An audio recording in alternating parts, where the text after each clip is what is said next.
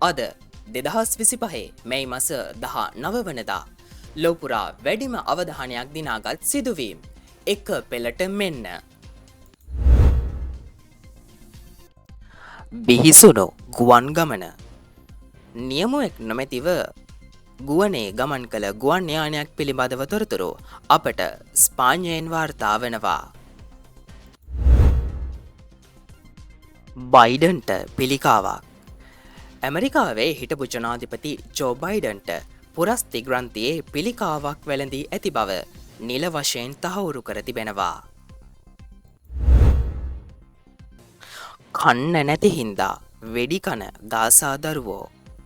ඊශ්‍රායලය Gaza තීරයට ඇතුළු වන සියලු මානුෂීය ආධාර නතර කර තිබියදී අඛණ්ඩවම ගාසා තීරයට ප්‍රහාර එල්ල වී තිබෙනවා.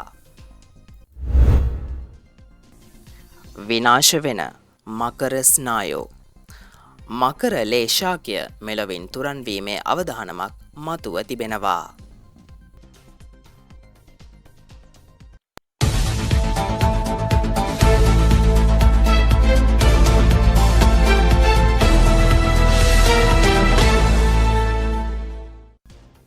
අදත් ග්ලෝබල් අයිතුලින් ඔබ හමුවෙන මම රවිශ්ක මදුබාත්. දැන් ලෝකෙ වටේ සවාරියක් යමු.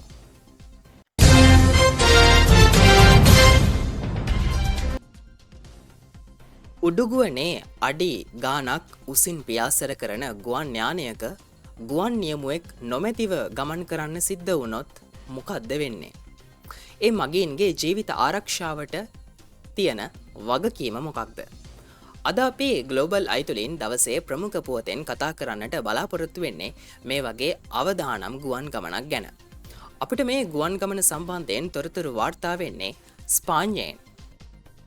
මගීන් 199 දෙනෙක් සහ කාර්ය මණ්ඩලයේ පුද්ගලයන් 6 දෙනෙක් ඇතුළු පුද්ගලයන් 205 දෙනෙකු සමග මේ විදියට ගුවන් යානයක් අහසේ ගුවන් නියමුවෙක් නැතිව පියාසර කරලා තියෙනවා.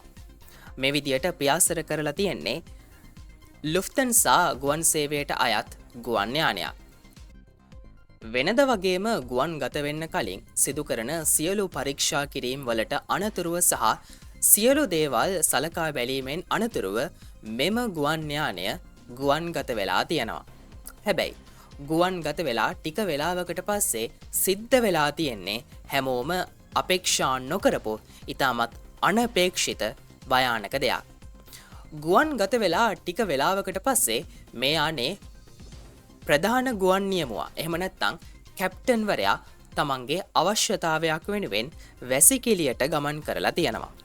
ඒ වැසිකිළියට ගමන් ගැනීමෙන් අනතුරුව සාමාන්‍ය පරිදි මේ ගුවන් යානය බාර දීලා ගිහින් තියෙන්නේ මේ ගුවන් යානයේ ඉන්න අනිත් සහායක ගුවන් නියමුවරයාට.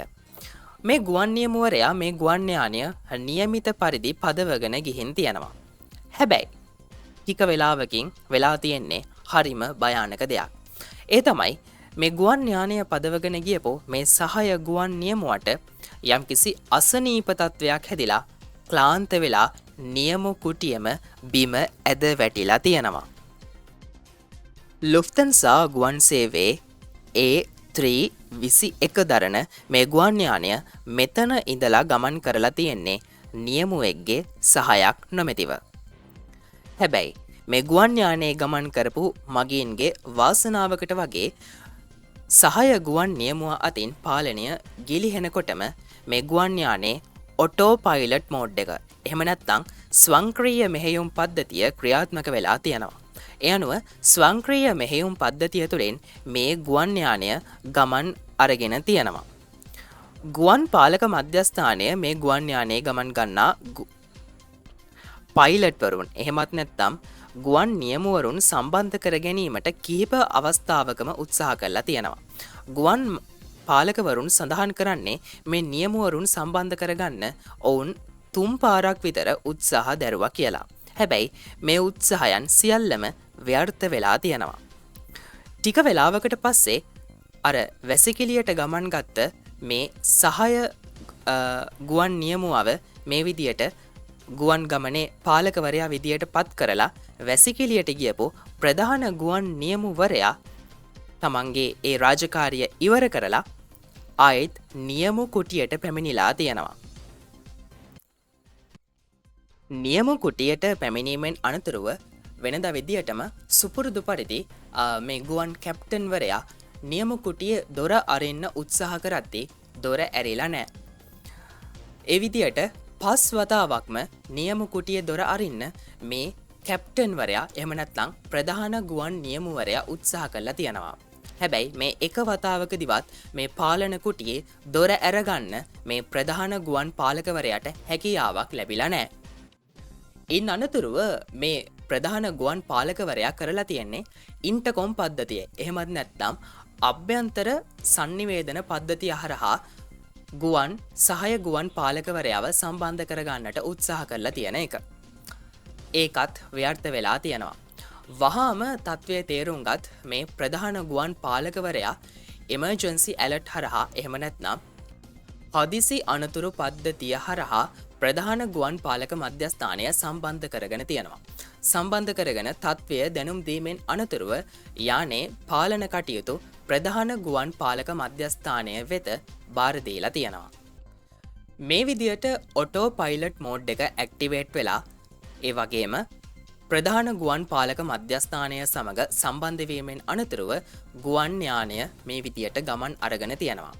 හැබැයි ගුවන් යානයේ ප්‍රධාන ගුවන් නියමුවරයා හෙවත් කැප්ටන්වරයා මේ අවස්ථාවේදී තමන්ගේ ස්ථානෝචිත ප්‍රඥාව භාවිතා කරමින් ඉතාමත් නිවැරදි තීරණයක් අරගෙන තියෙනවා. ඒ තමයි මේ ගුවන් යානය හදිසි ගොඩ බෑමක් සිදු කරන්නට. ඒ අනුව යානේ ප්‍රධාන ගුවන් පාලකවරයා මේ ගුවන් යානය මැඩ්රිඩ් බරජාස් ගුවන් තොටුපළ වෙත හදිසි ගොඩ බෑමක් සිදු කිරීම සඳහා තීරණය කරලා තියෙනවා. මේ හදිසි ගොඩ බෑම සිදු කිරීමෙන් අනතුරුව මෙයානේ හිටපු සහය ගුවන් නියමුවරයව රෝහල් ගත කිරීමට අදහල බලධාරීන් කටයුතු කරලා තියෙනවා. ඒ රෝහල් බලධාරීන් කියලා තියෙන්නේ මේ ගුවන් නියමුවරයට ස්නායු ආබාධයක් හේතුවෙන් මේ විදියට ක්ලාන්තිය හැදිලා ගුවන් යානේ නියමු කුටිය තුළ ඇද වැටී ඇති බව. ඒ අනුව මේ සහය ගුවන් නියමුවරයාව පරීක්ෂා කරපු වෛද්‍යවරු සඳහන් කර සිටියේ මේ වරයට ඉතාමත් දරුණු ස්නායු ආබාධයක් ඇති බව.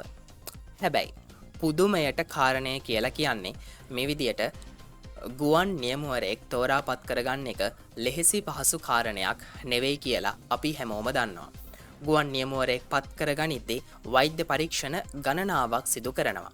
හැබැයි පුදුමයට කාරණය කියලා කියන්නේ මේ ගුවන් නියමුවරයාව ආයතනයට බඳවගත්ති හෝ ඒ සිදු කෙරෙන අදාළ වෛද්‍ය පරීක්ෂණවලදී මේ ගුවන් නියමුවරයට මේ විදියේ ස්නායු ආබාධයක් තියෙනවා කියලා කිසිම විදියකින් අනාවරණය වෙලා නොතිබීම. මේ සම්බන්ධයෙන් ආයතනය වගේම එරට බලධාරීනුත් අභ්‍යන්තර පරීක්ෂණයක් සිදු කරන බව තමයි වාර්තා වෙන්නේ.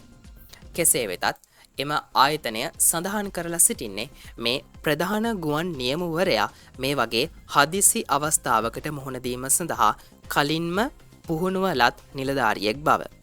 මේ විදියට මේ ගුවන් යානය අනතුරට ලක් වෙලා තිබුණේ 2024 පෙබරවාරි 14 වනදා ස්පාඤ්ඤේ ෆ්‍රැන්ක්ෆර්ට් ගුවන් තොටුපළේ සිට සෙවිලි ගුවන් තොටුපළ දක්වා ගමන් කරද්දී මේ සම්බන්ධයෙන් මේ විදියට නවතම තොරතුරු අනාවරණය වෙලා තියෙන්නේ මේ සම්බන්ධයෙන් ස්පාඤ්ඤ හදිසි අනතුරු විමර්ශන ඒකකයේ සිදු කරපු පරීක්ෂණ වාර්තාවල නවතම ප්‍රතිඵල එළි දක්වමින්. මීට කලින්ද මේ වගේ ගුවන් නියමුවරුන් සහ ගුවන් යානා මෙවැනි හදිසි අනතුරු අවස්ථාවන්ට මුහුණ දීලා තියෙනවා. ඒ වගේම මේ විදියට ගුවන් යානාවල ගමන් ගත්ත ගුවන් නියමුවරුන් සහ ගුවන් පාලකවරුන් ගුවන් යානය උඩුගුවනේ තිබියදීම මිය ගොස් ඇද වැටුණු පුවත්ද අපට අසන්නට ලැබිලා තියෙනවා. ඉතින් අපි ප්‍රාර්ථනා කරන්නේ ඔබත් මේ විදියේ ගුවන් ගමනක නිරත වෙනවා නම් ඔබට නම් මේ විදියේ බිහිසුණු අත්දැකීමකට මුහුණ දෙන්න සිද්ධ වෙන්න එපා කියලා.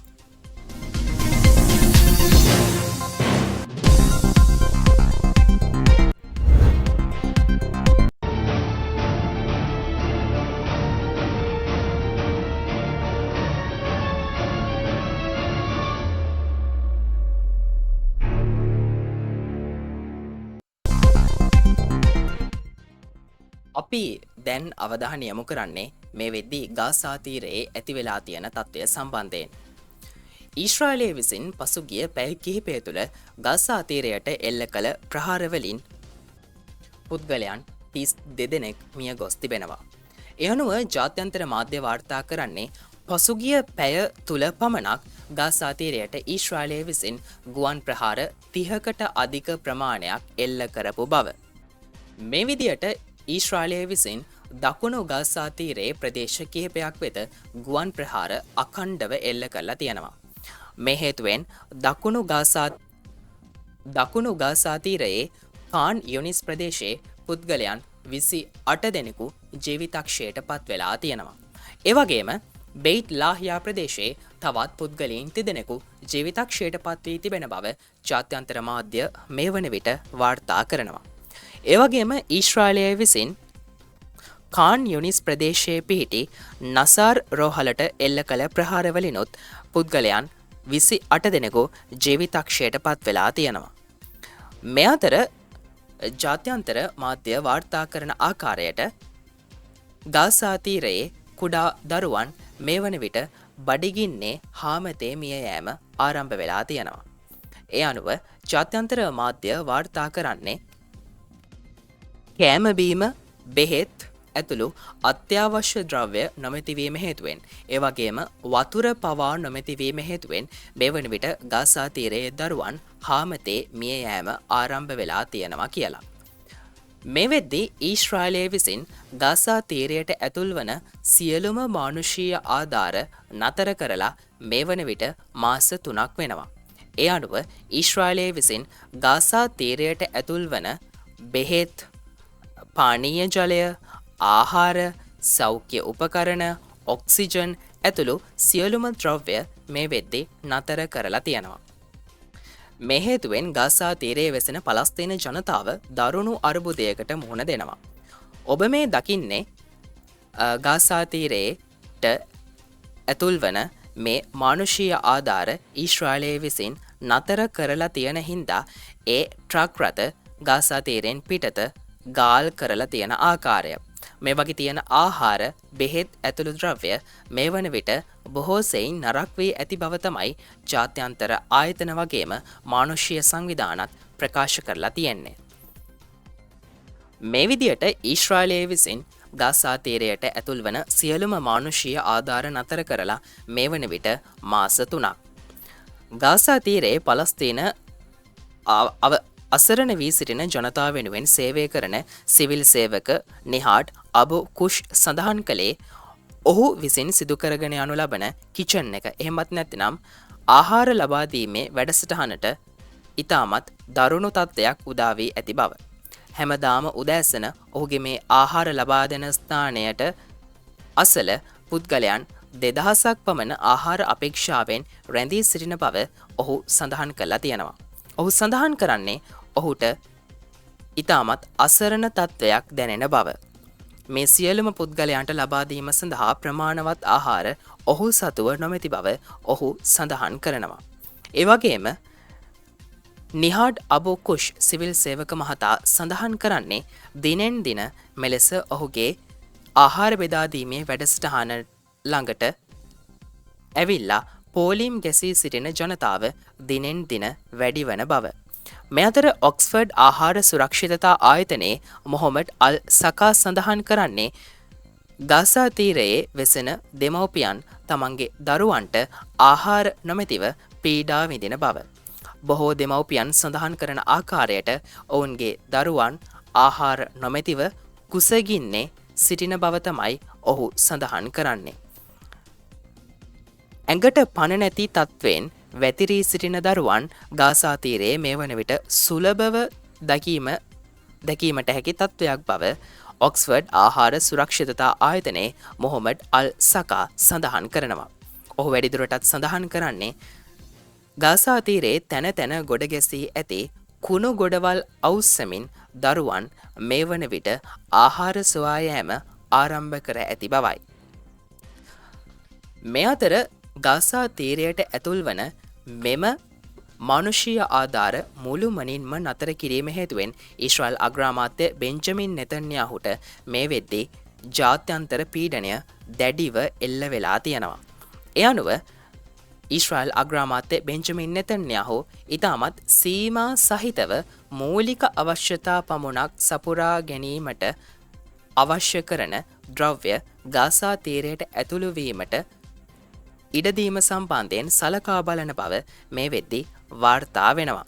ඒ අනුව ඉතාමත් සුළු ප්‍රමාණයක්, ඒ කියන්නේ ආහාර ජලය සුළු ප්‍රමාණයක්, ඕන ප්‍රමාණය නෙවෙයි සුළු ප්‍රමාණයක් විතරක් ගාසා තීරයට ඇතුල්වීමට බෙන්ජමින් නෙතන්යාහු අවසර ලබා දෙනු ඇති බව වාර්තා වෙනවා. හැබැයි බෙන්ජමින් නෙතන්යාහු සඳහන් කරන්නේ මේ ගාසා තීරයට ඇතුල් වන සියලුම ද්‍රව්‍ය වගේම මේවා බෙදා හැරීමේ සියලුම කටයුතු ඊශ්‍රායලය මගින් පාලනය කරන බව. මේ අතර ගාසා තීරයේ කාන් යොනිස් ප්‍රදේශයේ අද ඊශ්‍රායලය විසින් දැවැන්ත මෙහෙයුමක් ආරම්භ කළා. කාන් යොනිස් නගරේ අභ්‍යන්තරයටම ගිහිල්ලා ඊශ්‍රායල් හමුදාව මේ මෙහෙයුම පටන් ගත්තා. මෙහිදී කාන් යොනිස් ප්‍රදේශයේ ඇති නිවසක් වටලලා එහි තිබූ බඩු බාහිරාදිය වගේම වාහනයක් ඊශ්‍රායල් හමුදාව විසින් පැහැරගෙන ගිය බව ජාත්‍යන්තර මාධ්‍ය වාර්තා කරනවා. ජාත්‍යන්තර මාධ්‍ය වාර්තා කරන්නේ හමාස් සමාජිකයෙක් අත්තරංගුවට ගැනීම සහ හමාස් සමාජිකයෙක් රැගෙන යෑම සඳහා ඊශ්‍රායල් හමුදාව විසින් මෙලෙස පැමිණ ඇතැයි ඔවුන් සඳහන් කළ බව. නමුත් මේ හමාස් සමාජිකයෙක් ලෙස සැලකෙන පුද්ගලයා මේ වෙද්දී නිවසේ ඉඳලා නැහැ. ඒ හේතුවෙන් ඔහුගේ දරුවන් සහ බිරිඳ ඊශ්‍රායල් හමුදාව විසින් පැහැරගෙන ගොස් තිබෙන බව ජාත්‍යන්තර මාධ්‍ය අල් ජසීරා නාලිකාව වාර්තා කරනවා. ඔවුන් සඳහන් කරන්නේ මෙම මෙහෙයුම ඊශ්‍රායල් හමුදාවේ ඩ්‍රෝන යානා, ජෙට් යානා ඇතුළු අති නවීන ගුවන් යානා භාවිතයෙන් ඉතාමත් දැඩිව ආවරණය කරමින් නිරීක්ෂණය කළ බව.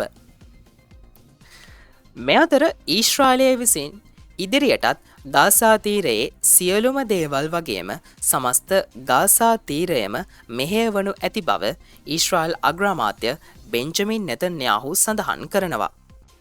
ඔහු සඳහන් කරන්නේ ඊශ්‍රායලය විසින් ඉදිරියටත් ගාසා තීරයේ කටයුතු පාලනය කිරීම ඊශ්‍රායලය විසින් බාර ගන්නා බව.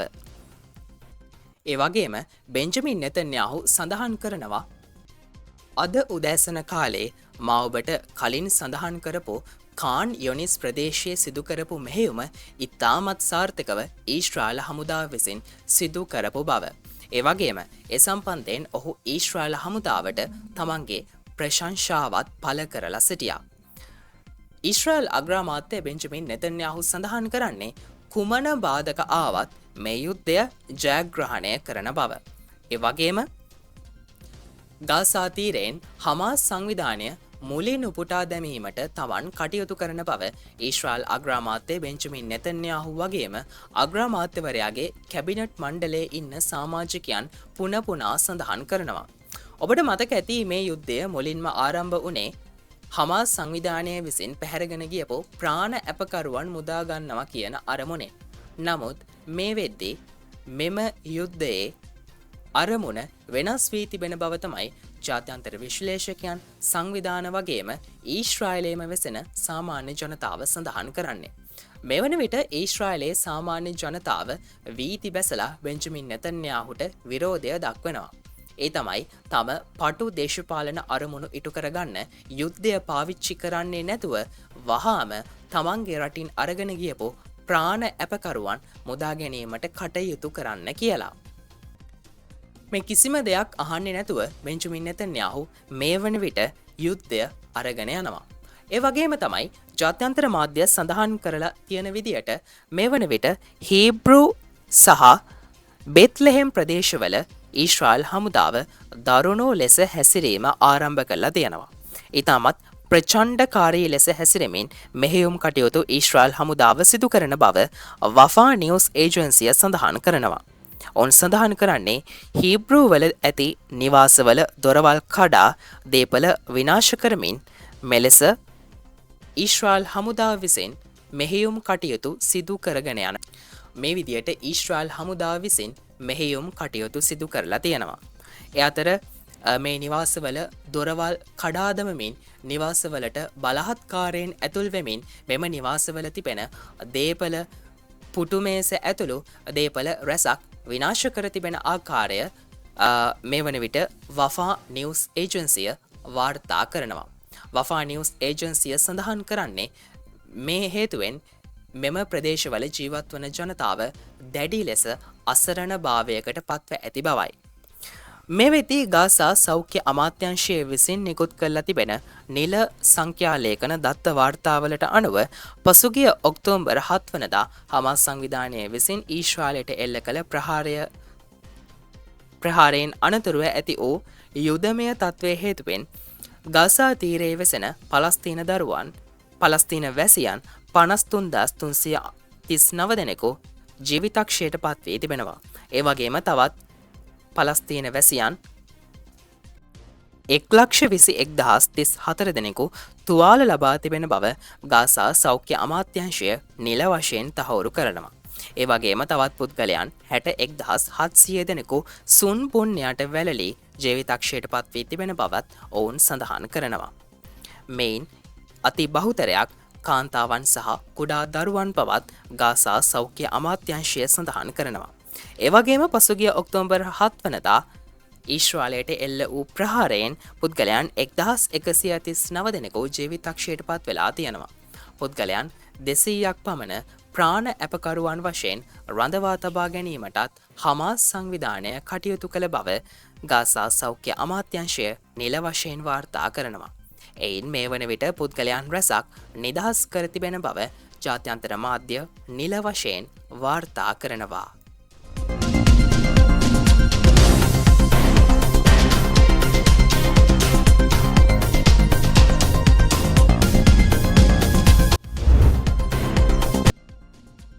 ලෝක බලවතා කියලා ඇහුවොත් ලෝක බලවතා කවුද කියලා ඇහුවොත් ඔබ දෙන උත්තරය මොකක්ද? ඒක කතා දෙකක් නෑ, ගොඩක් අය උත්තර දෙන්නේ ලෝක බලවතා තමයි ඇමරිකා එක්සත් ජනපදයේ ජනාධිපතිවරයා කියලා.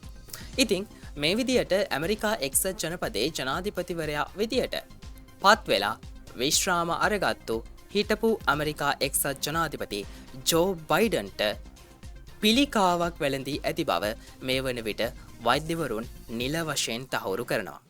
ඒ අනුව වෛද්‍යවරුන් සඳහන් කරන්නේ මේ වන විට ජෝ බයිඩන්ගේ පුරස්ති ග්‍රන්ථියේ පිළිකාවක් ඇති වී තිබෙන බව.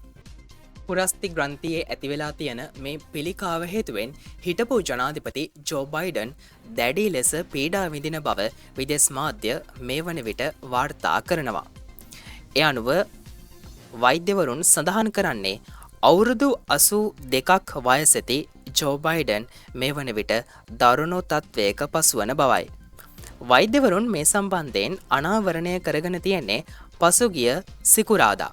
හැබැයි ජෝ බයිඩන්ගේ මේ සෞඛ්‍ය තත්ත්වය සම්බන්ධයෙන් වෛද්‍යවරුන් ලෝකයට අනාවරණය කළේ අද. මුත්‍රා ප්‍රදේශය ආශ්‍රිතව ඇති වූ රෝග ලක්ෂණ කිහිපයක් හේතුවෙන් දිගින් දිගටම ඇති වූ රෝග ලක්ෂණ කිහිපයක් සමග ජෝ බයිඩන් පරීක්ෂණ වලට යොමු කරලා තියෙනවා. ඒ පරීක්ෂණ සිදු කිරීමෙන් අනතුරුව තමයි ජෝ බයිඩන්ට පුරස්ති ග්‍රන්ථිය ආශ්‍රිතව මේ වගේ පිළිකාවක් ඇති වී තිබෙන බව වෛද්‍යවරුන් තහවුරු කරලා තියෙන්නේ.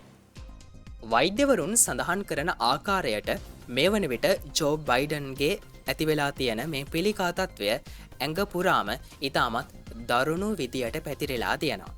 ඉතාමත් සුව කිරීමට අපහසු මට්ටම දක්වා මෙම පිළිකා තත්ත්වය ඇති වී තිබෙන බව තමයි වෛද්‍යවරුන් මේ වන විට සඳහන් කරන්නේ. ඔවුන් සඳහන් කරන ආකාරයට ජෝ බයිඩන් තව වැඩිම වුණොත් අවුරුදු 5ක කාලයක් මේ පිළිකාවත් සමග ජීවත් වනු ඇති බව තමයි වෛද්‍යවරුන් සඳහන් කරන්නේ. මේ පිළිකාව සුවවීමේ සම්භාවිතාවය 30-40 අතර මට්ටමක පවතින බවත් වෛද්‍යවරුන් වැඩි දුරටත් සඳහන් කරනවා. වෛද්‍යවරුන් වැඩි දුරටත් සඳහන් කරන්නේ ජෝ බයිඩන්ට තවත් පරීක්ෂණ ගණනාවක් සිදු කිරීමට ඇති බවත් මෙම තත්ත්වය හඳුනා ගැනීම සඳහා එම පරීක්ෂණ අත්‍යවශ්‍ය වන බවයි.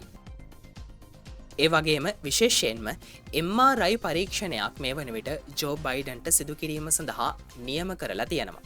මේ MRI පරීක්ෂණයෙන් අනතුරුව අදාළ ප්‍රතිකාර සම්බන්ධයෙන් නිශ්චිත නිගමනයකට එළඹීමට වෛද්‍යවරුන් සූදානම් වන බව ජාත්‍යන්තර මාධ්‍ය මේ වන විට වාර්තා කරනවා. වයස අවුරුදු 82ක් වැනි ඉතාමත් වයෝ වෘද්ධ තත්ත්වයේ පසුවීම හේතුවෙන් ජෝ බයිඩන්ට ප්‍රතිකාර කිරීමේ කටයුතු තරමක් දුෂ්කර වී ඇති බව තමයි වාර්තා වෙන්නේ.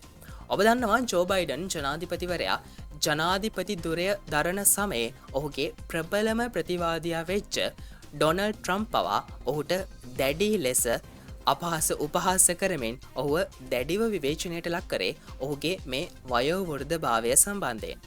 ජෝ බයිඩන් දෙවන වරටත් ජනාධිපති ධුරය සඳහා ජනාධිපතිවරණය සඳහා ඉදිරිපත් වීමට සූදානම් වූ අවස්ථාවේදී ඔහුගේම පක්ෂය වන ඩෙමොක්‍රටික් පක්ෂයෙන් පවා ඔහුට ඉතාමත් ප්‍රබල ලෙස විරෝධයක් එල්ල වුණා.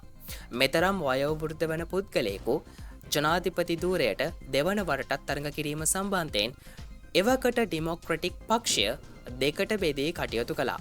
විශේෂයෙන්ම ඩෙමොක්‍රටික් පක්ෂයේ නැන්සි පෙලෝසි වැනි ඉතාමත් ප්‍රබල පුද්ගලයන් ජෝ බයිඩන්ට විරුද්ධව වෙනත් අපේක්ෂකයෙකු ඉදිරිපත් කළ යුතුය යන මතය දිගින් දිගටම ඉදිරිපත් කළා.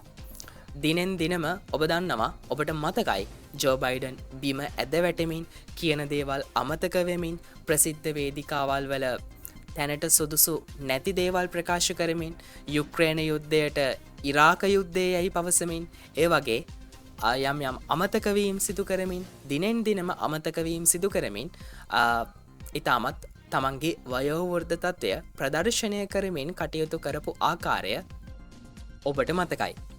ඒ හේතුවෙන්ම ඩොනල්ඩ් ට්‍රම්ප් ඔහුගේ ප්‍රතිවාදියාගෙන් වගේම තමන්ගේ ඇමරිකානු ජනතාවගෙන් වගේම තමන්ගේ පක්ෂයනොත් ජෝ බයිඩන් දිගින් දිගටම දැඩි ලෙස විවේචනයට ලක්වුණා. ඉතිං මේ විදියට ජෝ බයිඩන්ට වැළඳිලා තියෙන මේ පිළිකාව ටිකක් දරුණු තත්ත්වයක පවතිනවා කියල තමයි වෛද්‍යවරුන් සඳහන් කරන්නේ. ඔහුගේ වයෝවෘද්ධ තත්ත්වය හේතුවෙන්ම තමයි පසුගිය ජනාධිපතිවරණ සමේ මේ විරෝධතා ඔහුට එල්ල වුණා.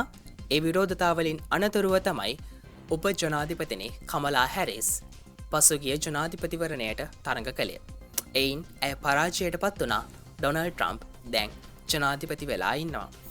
වෛද්‍යවරුන් සඳහන් කරන්නේ මේ විදියට අවුරුදු 80 පැනපු පිරිමි පුද්ගලයන් විශාල ප්‍රමාණයකට මේ විදිය පුරස්ති ග්‍රන්ථයේ පිළිකා ඇතිවීමේ අවදානමක් පවතිනවා කියලා. මේ විදියට අවුරුදු 80 පැනපු පුද්ගලයන් විශාල ප්‍රමාණයකට විශේෂයෙන්ම පිරිමි පුද්ගලයන් හැමෝගෙම වගේ පුරස්ති ග්‍රන්ථයේ පිළිකා ඇතිවීමේ හැකියාව ඇතිවෙන ඒ පිළිකා සෛල ශරීරයේ තිබෙන බව තමයි වෛද්‍යවරුන් මේ විදියට ජෝ බයිඩන්ගේ සිද්ධියෙන් පස්සේ මාධ්‍ය වෙත අදහස් පළ කරමින් සඳහන් කරලා තිබුණේ. තවත් වෛද්‍යවරුන් සඳහන් කරලා තිබුණා පිරිමි පුද්ගලයන් 100ක් අරගත්තොත් පුද්ගලයන් 13 දෙනෙකුටම පුරස්ති ග්‍රන්ථියේ පිළිකා ඇති වෙලා තියෙනවා කියලා. මේ හේතුවෙන් පිරිමි පුද්ගලයන්ට පුරස්ති ග්‍රන්ථියේ පිළිකා ඇතිවීමේ අවදානම ඉතාමත් වැඩියෙන් පවතින බව තමයි වෛද්‍යවරුන් වැඩිදුරටත් මාධ්‍ය වෙත සඳහන් කරලා තියෙන්නේ.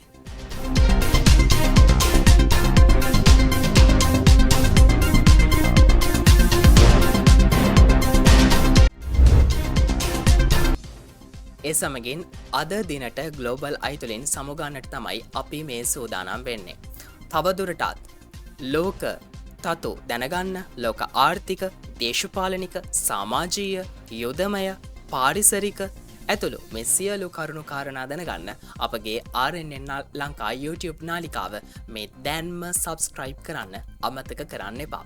ඒ වගේම යට තියෙන බෙල් අයිකනය ක්ලික් කරලා ඒ සීනුව සක්‍රිය කරගත්තොත් ඔබට පුළුවන් නවතම තොරතුරු සම්බන්ධයෙන් නිරතුරුවම යාවත් කාලීන වන්න. ඒ වගේම අපේ වීඩියෝස් ඔබගේ පවුලේ යාළුවන්ට, හිතවතුන්ට, හිත මිත්‍රාදීන්ට ෂෙයා කරන්නත් අමතක කරන්න එපා. එහෙනම් හෙටත් සුපුරුදු වෙලාවට මුණ ගැසෙන බලාපොරොත්තුවෙන් අදට සමුගන්නවා. ඔබට සුබම සුබ රාත්‍රියක් වේවා.